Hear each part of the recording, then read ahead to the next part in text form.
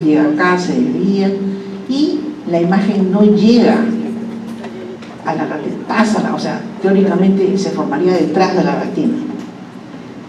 Pero para compensar esto, no ve bien, ve borroso, no capta bien la imagen. Entonces, ¿qué es lo que hace el cristalino? El hiperémetrope, cuando es niño, joven, se logra compensar, porque lo compensa porque acá trabajan los músculos ciliares, que son los que abomban o achatan el cristalino. Pero a medida que ya se es mayor, o sea, después de los 40 años, alrededor de los 40 años, ya se necesita anteojos para ver de cerca, ¿no es cierto? Porque el hiperémetrope, ¿qué problema tiene? No puede ver bien de cerca. Pero cuando es joven, muchacho, niño, lo compensa. Por eso cuando le quieren medir la agudeza visual a un niño, tienen que echarle unas gotitas para paralizar los musculitos pequeños, estos músculos ciliares, y para que no engañe, porque tiene tanta capacidad de poder deformar el cristalino que puede compensar y parece que no necesita el lente. En cambio el miope tiene un ojo muy grande, mucho más grande que el estándar. Entonces la imagen no se forma en la retina, sino mucho más adelante. Como la imagen se forma más adelante que la retina, el miope no puede ver de lejos, tiene que acercarse, lo contrario del hiperémetrope, ¿no? Esto se corrige con los lentes, que se les llama, a los lentes se les llama correctores. Esto es para que tengan una idea, ya lo van a ver con más precisión cuando lleguen a oftalmo, pero ya tienen ya la idea y ya saben de dónde viene todo eso, la fisiología. Luego pasamos al otro canal, que es la audición, o modalidad auditiva. El receptor es el órgano de corte. El receptor que va a transducir el sonido, la energía mecánica de las ondas sonoras, las va a transformar en un potencial de acción, si es que supera el umbral, es el órgano de corte. ¿Y dónde se encuentra?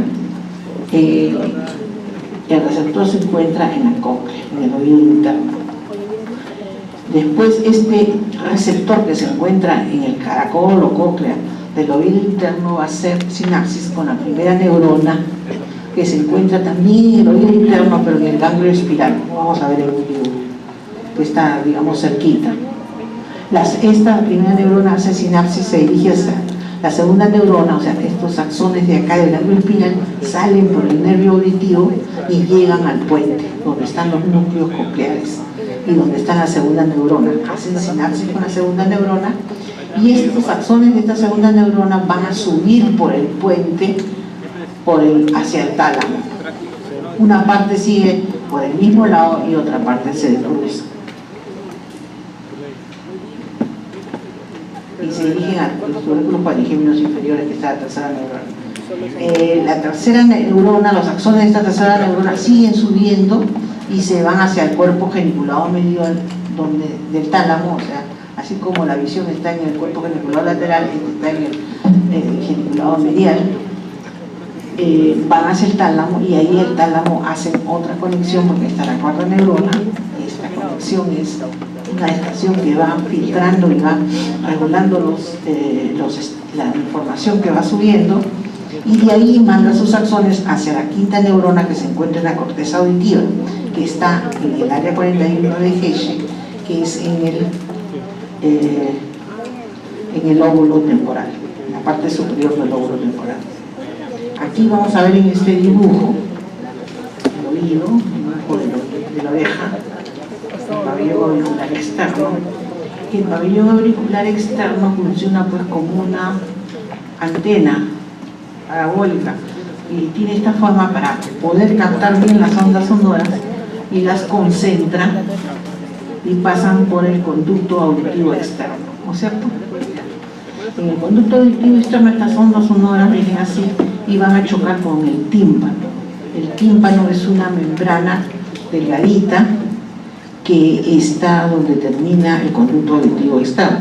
Este tímpano va a vibrar por acción de las ondas sonoras, por la energía mecánica y va a hacer vibrar a una cadena de huesecillos, al yunque, al martillo y al estrío.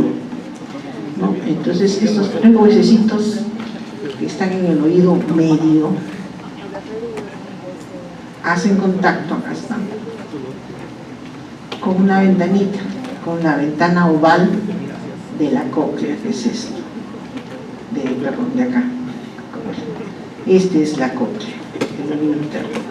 Y este es el laberinto que está en relación con el equilibrio, que eso no lo vamos a ver ahora, sino solamente la audición. Entonces, esto, el tímpano vibran los huesecitos, y este va a tapar una ventana y va a vibrar, va a oscilar. Adentro hay un líquido. Este líquido, esta linfa que está acá adentro, va a llegar y está bañando la parte interna del caracol.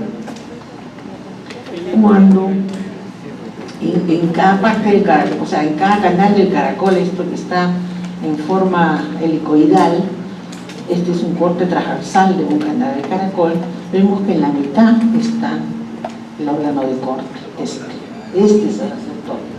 ¿Y cómo es que, o sea, toda esa onda sonora se ha sido transmitida por el pabellón, conducto auditivo externo, captado por el pabellón, entra por el conducto auditivo externo, hace vibrar al tímpano, el tímpano a los huesecitos, el huesecito llega hasta la ventana oval, y la ventana oval va a hacer vibrar el líquido que se encuentra en estas 2 mitades de la parte interna del caracol.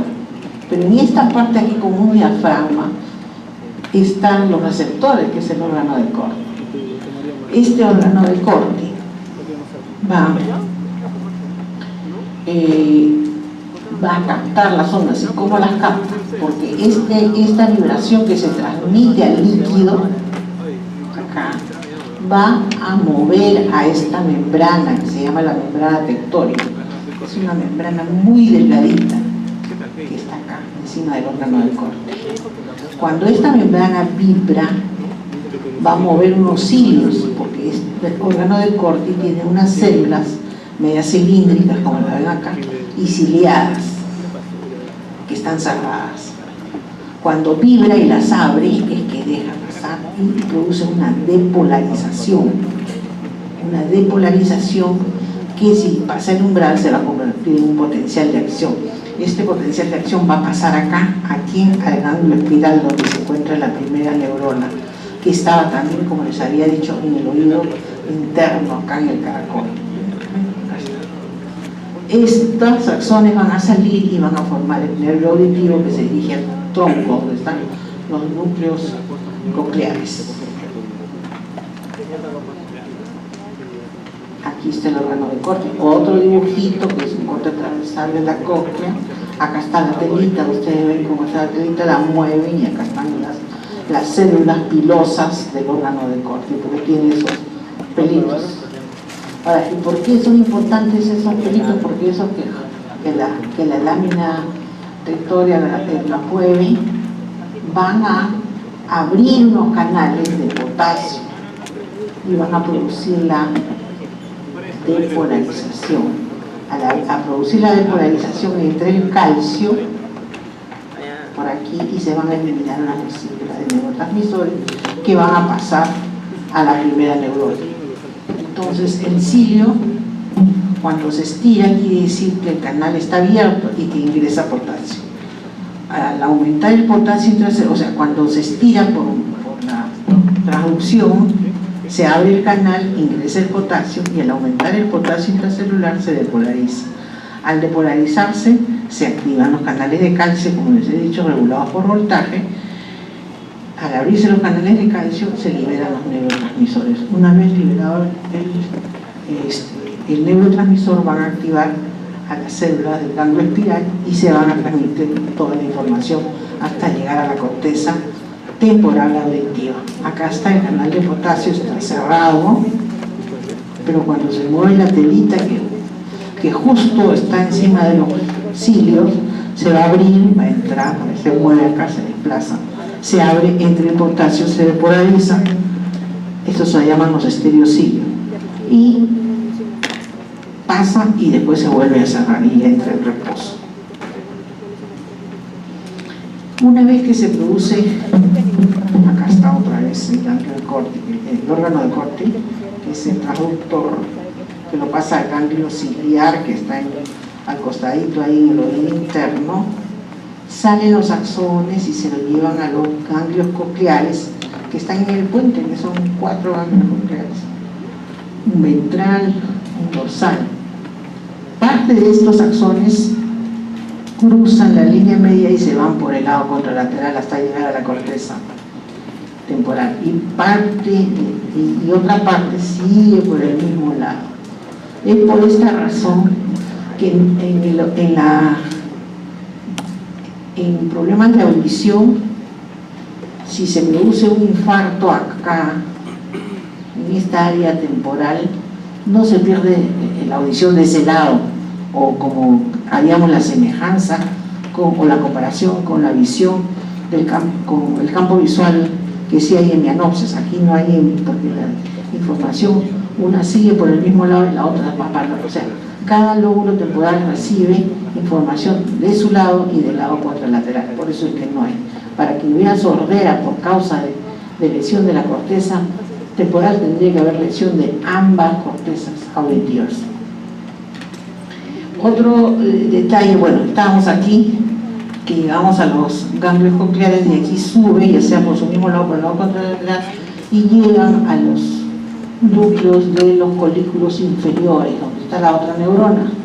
Hacen sinapsis y de ahí suben al tálamo. Y del tálamo suben a la corteza primaria, que es en la parte superior del lóbulo temporal. Acá vemos. Acá está el lóbulo temporal, lo abres, lo separas un poquito y ahí ves la corteza auditiva. Ahora, aquí también hay una distribución perfectamente ordenada, así como hay en la visión y en el movimiento. En la corteza, por ejemplo, los tonos bajos son captados por la parte más alta del caracol, desde el caracol, está en azul, y es captada, llega a este lado de la corteza. Los tonos medianos rojos en el medio y los tonos altos amarillos en la parte más profunda de acá del lóbulo temporal y en la base del caracol. Entonces, fíjense usted, hay una correspondencia, hay una distribución sonotópica en la corteza auditiva primaria. Aquí es lo mismo, es la vía que llega hasta la corteza auditiva. Y aquí vemos que ya en la corteza auditiva, como les dije, están distribuidos los tonos más altos, que son los que tienen mayor frecuencia, y los más bajos, que son los que tienen menor frecuencia. También tiene una corteza auditiva primaria, que es esta, la morada, y la de afuera es la secundaria. La secundaria es la que da la información, o sea, el reconocimiento del sonido, el reconocimiento del significado que tiene la palabra, lo que sea. Luego ya terminamos con los canales visuales y auditivos, pasamos al tacto. Los receptores del tacto, del dolor y del calor, de la temperatura, se encuentran en la piel. Los receptores son diferentes.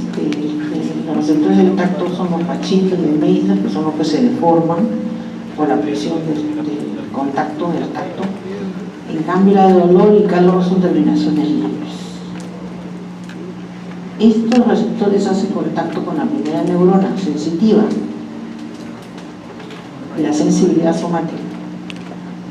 Y esta primera neurona se encuentra en el ganglio espinal. ¿Se acuerdan que el ganglio espinal estaba al costadito de la médula, en la región paravertebral?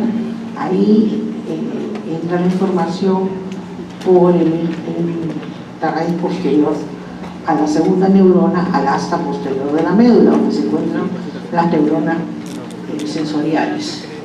Y ahí hace sinapsis con la neurona que se encuentra en el asta posterior de la médula, con una de las neuronas, y sus axones, si es del tacto, van a subir hasta el tálamo por el haz espinotalámico ventral, que está más hacia adelante, y la información del dolor va a ir por el espinotalámico lateral. La información de la sensibilidad profunda, o sea, la postural y la vibratoria, va a subir por los cordones posteriores, que son los fascículos de Golgi-Burdach. La tercera neurona se encuentra en el núcleo ventral del tálamo. O sea, toda esta información sube hasta el tálamo. En el tálamo está la tercera neurona sensorial, sensitiva, de sensibilidad somática. Y estos informes se dirigen hacia la cuarta neurona, que es la corteza parietal. Aquí tenemos el dibujo de la piel con los receptores, el receptor de Pacini, el tacto, las terminaciones libres para el olor y la temperatura. Acá. Aquí otros receptores que están viendo ustedes. El receptor del pelo también, ¿no? Todos están en la piel. Aquí es cómo se produce la transducción. Cuando se produce el tacto se va a deprimir los corpúsculos de Pacini y se va a deformar este receptor, y al deformarlo se va a producir una descarga, una depolarización que, si es lo suficiente, tiene la suficiente amplitud y longitud, va a producir un potencial de acción que va a ser transmitido por toda la vía sensorial. Aquí vemos el receptor. Este receptor hace sinapsis con la neurona del ganglio dorsal. El ganglio dorsal raquídeo entra por la raíz dorsal a la neurona del asta posterior, y de ahí su axón va a ir por el espino talámico ventral o por el espino talámico lateral, ¿no? Y si es sensibilidad vibratoria postural, va a ir atrás, va a subir por acá hasta el núcleo de Goríbulas, que están más arriba hacia el bulbo. Estas son las columnas dorsales, las columnas ventrales y las laterales, ¿no? Aquí tenemos la distribución cutánea de la sensibilidad. Habíamos visto que la médula tenía segmentos cervicales, dorsales, lumbares, sacros y coccigios. Entonces los cervicales son los que están en verde, dorsales en azul, lumbares y coccigios en rojo. En cambio, el cráneo, la cara, tiene la sensibilidad que la lleva el nervio trigémino, que es un nervio craneal. Ustedes saben que el nervio trigémino tiene 3 ramas. La rama frontal, la ocular o frontal, que es esta. La segunda rama malar, que va a la mejilla, acá. Este es su territorio, miren. Y la tercera, que es la mandibular, que va por la parte de abajo. Estas son las ramas del trigémino. El trigémino inerva en la cara, las 3 ramas. Cuando hay la neuralgia del trigémino, por lo general hay de esta rama o de esta, pero también pueden haber de las 3, ¿no? Estas son las raíces, la distribución de los dermatomas del miembro superior, que son cervicales y un lumbar y un dorsal. Aquí llegan hasta el brazo, hasta la mano, y forman los nervios periféricos. Ahora, ¿cómo es la vía sensorial? Ya les dije, de los receptores van al ganglio raquídeo, entra por acá. La sensibilidad de la presión y la vibración, que es en rojo, miren ustedes, entra acá el axón, la primera neurona está acá, entra por acá, cruza la línea media y va a subir hasta arriba, ¿no? Perdón, esa es la vibratoria, la celeste es la de presión, y la roja, la morada es la de tacto. Todas tienen sus conexiones, sus vías. La vía propioceptiva son estas. Aquí es lo mismo, sigue la sensibilidad superficial y la del tacto, dolor y temperatura, que va a seguir lo que les he dicho al principio, ganglio raquídeo, cruza la línea media y sube por los espinos talámicos. En cambio, la sensibilidad profunda, que es la vibratoria, la de posición, la discriminación de 2 puntos, también hasta la primera neurona en el ganglio, sube por el mismo lado, cruza y sube, pero por los cordones posteriores. Es la misma cosa que... Y luego llegan al tálamo. Entonces estamos viendo que el tálamo recibe información de sensibilidad, es una estación de relevo para la sensibilidad visual, la sensibilidad somática para la visión y para la audición hasta ahora. Una vez que llega del tálamo pasa a la corteza sensorial, a la corteza sensitiva primaria, al área 6, que está detrás de la cisura de Rolando, pero también está distribuida en la corteza de una manera especial, igualito que el homúnculo motor. Tenemos el sensorial, más que todo con una gran extensión para la cara, una para la lengua, una para la mano, para el pulgar, miren, para el pulgar, y una poca para el pie y la pierna en la cara interna.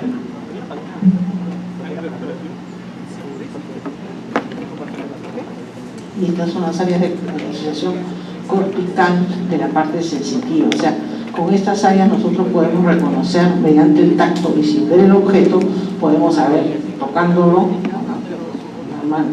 viendo, podemos saber si es una llave, si es una moneda, si es una sortija. Podemos reconocer, o sea, la gnosia del objeto, nominarlo. Nos pueden escribir un número y podemos reconocer el número, podemos reconocer la letra. Esas son las áreas de asociación. O sea, la parte más elaborada de la información por la vía sensorial somática. Luego tenemos el olfato. El olfato es un sentido que en el hombre no está muy desarrollado, ha perdido su representación, su área de representación cortical se ha atrofiado un poco en comparación con la escala de animal, porque nosotros no utilizamos, tenemos áreas nuevas que procesamos información más relevante. Entonces vamos a ver cómo son los receptores nasales. Los receptores de la olfacción se encuentran en la mucosa nasal, los receptores nasales.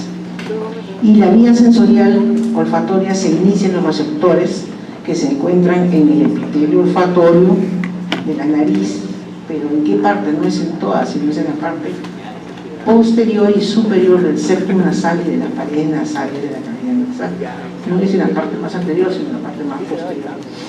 De ahí estos receptores van a enviar unas fibras, son unas células que tienen sus fibras, sus axones, y estos axones los mandan hacia el cráneo, pero para llegar al cráneo tienen que atravesar la placa cribiforme del hueso etmoidal. Y de ahí se van a juntar esas fibras y van a formar un bulbo, el bulbo olfatorio. El bulbo olfatorio, en donde en un extremo se encuentran las segundas neuronas, que son las neuronas mitrales. Ese bulbo olfatorio es el que está en la base del cráneo, del piso anterior. Por eso cuando hay tumores, abscesos, quistes frontales, ¿qué es lo que va a comprimir primero? Al bulbo olfatorio. Y puede haber anosmia, pérdida de la olfacción por problema de ese tipo, porque hay algo que está lesionando al bulbo olfatorio. Del bulbo olfatorio, en el bulbo están las segundas neuronas mitrales, que ahí se van al tracto olfatorio, se van a llamar, se van a una parte que se llama el trígono, y ahí se le cruza una parte, y de ahí se dirigen al lóbulo temporal, al área piriforme del lóbulo temporal, que es el área primaria, esa es la corteza primaria de la olfacción. Después hacen sinapsis con un núcleo de hipotálamo con el núcleo amigdalino. La función obviamente es la de percibir la del olfato, y los síntomas que producen son cuando se deterioran, puede producir anosmia, o sea, la pérdida del olfato, parosmia, o sea, oler un aroma en vez del verdadero, por general, y la cacosmia es percibir olores desagradables sin que existan, es como una alucinación de olores que no son desagradables. Aquí en este esquema tenemos la mucosa nasal, donde están los receptores, o sea, en la parte posterior y superior del tabique y de las paredes laterales de la nariz. Entonces aquí vemos en amarillo las células epiteliales, que son receptores, y son receptores que tienen vellosidades, miren ustedes, una vellosidad. Estas vellosidades sirven ¿para qué? Para aumentar la superficie de absorción, porque aquí el estímulo es un estímulo químico, son moléculas, son aromas. Y además de estas células receptoras, de estos receptores, hay unas células que son las células secretoras del moco, glándulas receptoras. que son las que permiten que la molécula se quede más tiempo acá y se pueda percibir mejor el aroma, se puede hacer la transducción de la molécula química. Y estas son las células que sustentan, o sea, que sostienen a las células receptoras que están en amarillo.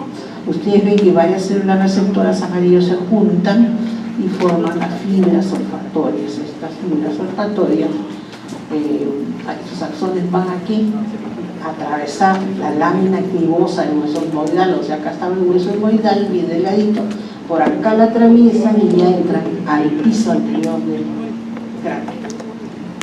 Aquí vemos el receptor, un dibujo que esquematiza el receptor olfatorio, acá con todas sus vellosidades, con su ciclo de receptor para aumentar el moco, que está todo emposado en el moco, y vemos que vienen las moléculas de la fragancia, y ¿qué es lo que va a hacer? Va a estimular a la proteína receptora específica de esa fragancia. Por ejemplo, el café, si lo hacemos percibir el café, va a los receptores acá de la molécula de fragancia del café. Al estimularse este receptor de fragancia, va a estimular la proteína G, y la proteína G va a estimular la adeniciclasa, se va a formar el AMP cíclico, y ¿qué cosa va a hacer? Va a abrir los canales de calcio.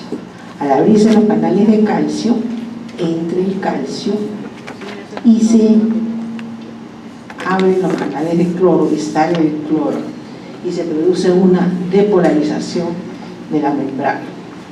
Se produce el potencial de acción, que ya se transmite por toda la vía sensitiva.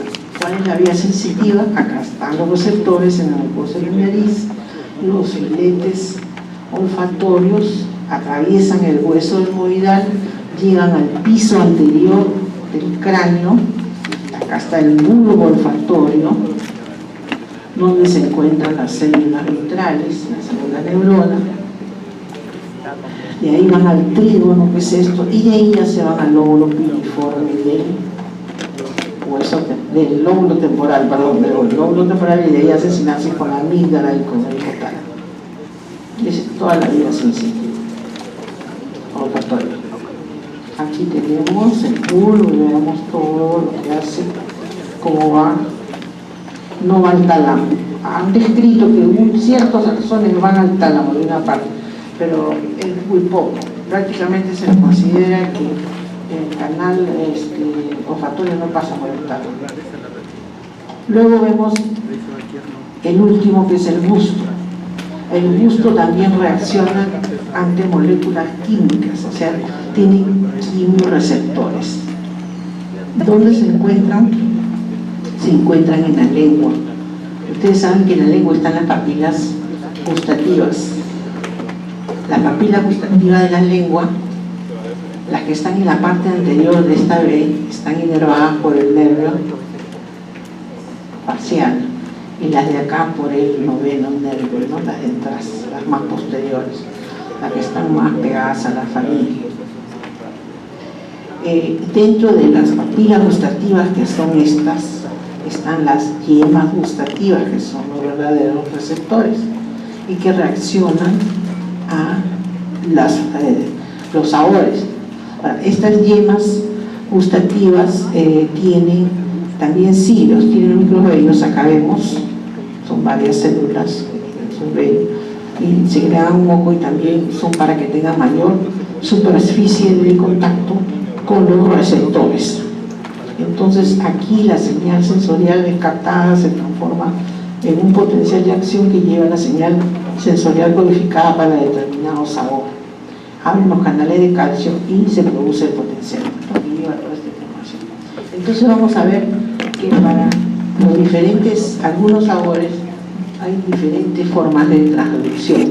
Aquí lo vemos, por ejemplo, para la sal. ¿Cómo es? ¿Qué hace la sal? Aquí está bien fácil. Ustedes ven la sal. ¿Qué es lo que va a hacer la sal? La sal va a abrir canales de sodio, entre el sodio. Cuando entre el sodio se produce una pequeña depolarización, se abre el calcio, se abren los canales de calcio, entra en el calcio y liberan las vesículas de neurotransmisores que son captadas por la vía aferente gustatoria. Y así se transmite el sabor de la sal. Es bien fácil. Entran por los canales de calcio, depolarizan, de sodio, abren canales de calcio y se rompen las vesículas de los neurotransmisores y pasan a la siguiente neurona. En cambio, el sabor ácido, amargo acá, ¿qué es lo que hace? Actúa sobre los canales de potasio y de hidrógeno. Miren, entre el hidrógeno, el ácido entre el hidrógeno, abre los canales de calcio, libera las vesículas de neurotransmisores y son captados estos transmisores por la segunda neurona. La sal abre canales de sodio y lo amargo abre canales de hidrógeno y de potasio. Luego se abre entre el calcio y se libera la neurotransmisores. El sabor dulce, ¿cómo es que se transduce? El dulce, la sucrosa actúa sobre el receptor del dulce, ¿no? De la sucrosa. Activa por intermedio de la proteína G. Activa la proteína G, se separa la atracción, actúa sobre la AMP, la adenisiclasa, y la adenisiclasa va a abrir los canales de potasio, se depolariza la membrana, se abren los canales de calcio y se liberan las vesículas. Entonces aquí es más largo, interviene la proteína G, el segundo mensajero. Y los receptores estimulan a la proteína G y se abren los canales de potasio y de calcio y se liberan las vesículas. En cambio, el glutamato o la arginina abren canales de sodio, producen la depolarización y abren los canales de calcio y se liberan los neurotransmisores y se transmite la señal de sabor. Estas señales son transmitidas por la vía. ¿Cuál es? Habíamos visto que los receptores se encontraban en las yemas gustativas y en las papilas están las yemas, en las yemas están los receptores, pero una parte de la lengua está inervada por el séptimo, acá está el tercio anterior y el tercio posterior. Los dos tercios posteriores están